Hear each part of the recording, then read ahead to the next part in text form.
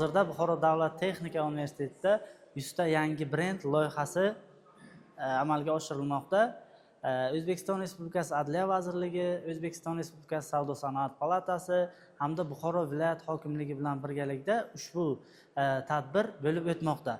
Ushbu tadbirdan biz yoshlar o'z ilmiy loyihalarimizni qanday qilib patentlash haqida kerakli ma'lumotlarni o'zimizga oldik va ushbu tadbir biz yoshlarga kelajakda o'z loyihalarimizni brendlash bo'yicha qanday bosqichlar, qanday jarayonlardan o'tish haqida imkoniyatlarga ega bo'lishga katta xizmat qiladi.